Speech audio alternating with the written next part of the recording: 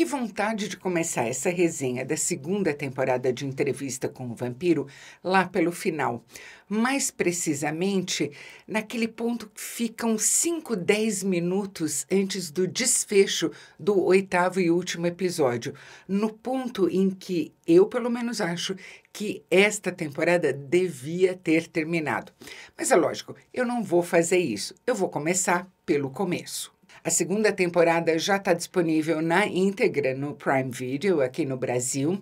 Tem uma terceira temporada já anunciada, aprovada e em andamento, ainda bem. E eu não vejo maneira mais bonita de abrir essa segunda temporada do que no caos dos últimos dias da Segunda Guerra Mundial no leste europeu, onde o Louis e a Cláudia estão procurando, por insistência dela, já há 4 anos, alguma evidência de um outro vampiro. Na Romênia, que é a terra de nascimento do Vlad Tepes, popularmente conhecido como Conde Drácula no folclore, eles encontram, na verdade, o horror daquilo tudo que ainda não terminou. São os soldados alemães extraviados, ainda tentando matar todo mundo que eles encontram pelo caminho.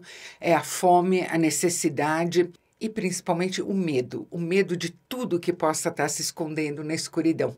E como tem escuridão no começo desse primeiro episódio. Não só a escuridão que cerca o vilarejo muito pequeno no qual eles foram parar, mas principalmente a escuridão da alma. O Louis e a Cláudia estão exaustos porque há anos eles vêm se alimentando de um sangue cheio de tristeza, cheio de sofrimento, de dor, de horror, que é o sangue dos soldados. E quando a Cláudia faz a descoberta dela, uma descoberta tétrica, ela termina de uma maneira tão dilacerante.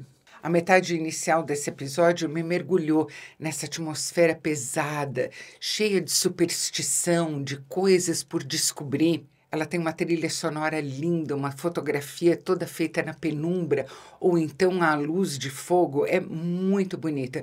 Mas, principalmente, ela mergulha a gente nesse sentimento de que o mundo está esgotado, de que não tem mais nada nele. Nada que vale a pena. E é um sentimento horrível, lógico, para 2 pessoas que têm pela frente a imortalidade. E é por isso que nessa temporada o Louis e a Cláudia decidem ir para Paris, a cidade que está acordando pouco a pouco depois do fim da ocupação nazista e da vitória dos aliados. E em Paris, lógico que eles vão encontrar uma parte importantíssima da trama toda de Entrevista com o Vampiro, que é o Teatro dos Vampiros. Eu tenho certeza que muita gente vai discordar de mim, mas no filme de 94 eu acho essa parte chatésima. Não gosto da caracterização no filme do Armand e do Santiago.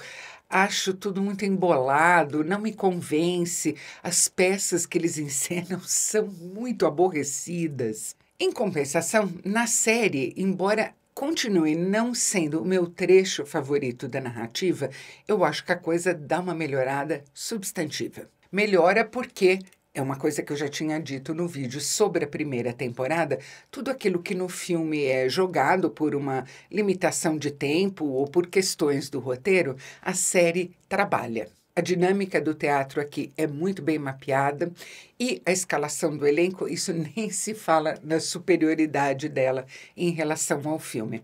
O Ben Daniels não é um ator que muita gente conhece, mas eu achei ele genial no papel de Santiago. É muito interessante ver um bom ator fazendo uma interpretação perfeitamente calibrada de um ator fictício que é super canastra e exagerado. O Ben Daniels acerta de ponta a ponta. Todas as notas ali estão perfeitas. E é óbvio, ele vira um adversário muito mais convincente, muito mais à altura do Armand, dos poderes do Armand, do Assad Zaman. E embora não tenham ficado muito claras, ninguém divulgou, e eu acho que nem é o caso mesmo, as razões da saída da Bailey Bass do papel da Cláudia, eu aprovei a troca pela Delaney Hales. Eu acho ela uma atriz muito mais interessante e mais modulada, e é lógico que a importância dela aqui é imensa, porque a Cláudia, como sempre, é a origem do caos. Aonde ela vai, ela instaura a anarquia, ela desestabiliza tudo.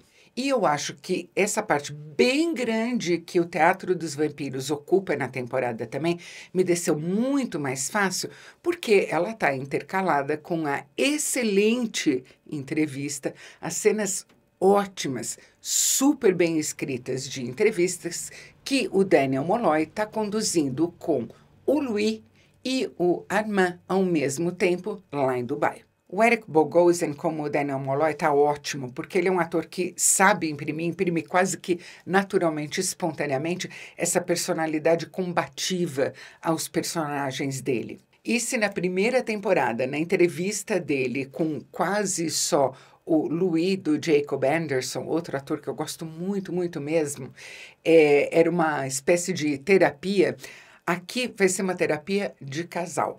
A quantidade de coisas que na conversa com esses dois e com a agudeza do raciocínio dele, o Daniel Molloy vai desencavar é impressionante.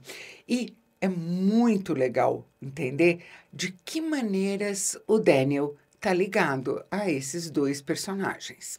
As maneiras são muito mais complicadas e muito mais envolvidas do que eu, pelo menos, imaginava. Agora, para mim, o grande acerto, mas o grande acerto mesmo dessa segunda temporada é que, apesar de o Louis ter quase matado o Lestat no final da primeira temporada, eles dão um jeito de trazer o Sam Reed aqui para praticamente todos os episódios. À exceção de um deles em que ele não aparece, mas ele tem às vezes aparições breves, às vezes mais longas, e tem uns 2 episódios aí em que ele vai dominar muito a cena. O Sam Reed está fantástico no papel. Se possível, ele está ainda melhor do que na primeira temporada. Não é à toa que o promo da terceira temporada, que foi lançado na Comic Con pouco tempo atrás, o slogan dele é Lestat está de volta.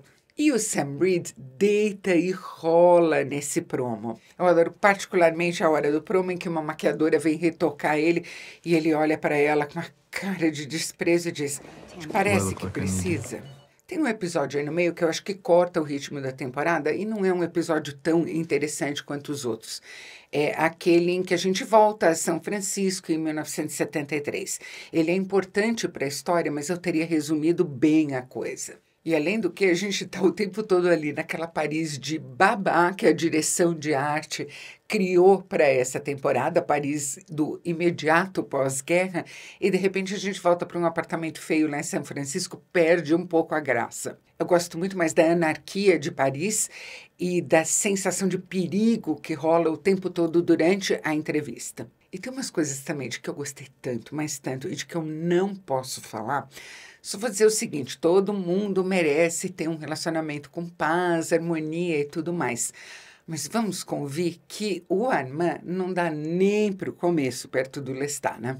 As cenas que mostram ele muito tempo atrás, na época em que ele era parte do Teatro dos Vampiros também, e a gente vê ele no palco, mas que coisa! Como o Sam Reed está fantástico. Está tão fantástico, na verdade, que eu acho que a série perde o ponto exato em que ela devia ter se encerrado. Tem uma última cena, exatamente última cena, muito bacana, mas tem ali uns 10 minutos que quebram totalmente aquela emoção do ponto em que eu acho que era o ideal para parar. Mas a gente pode ver pelo lado positivo.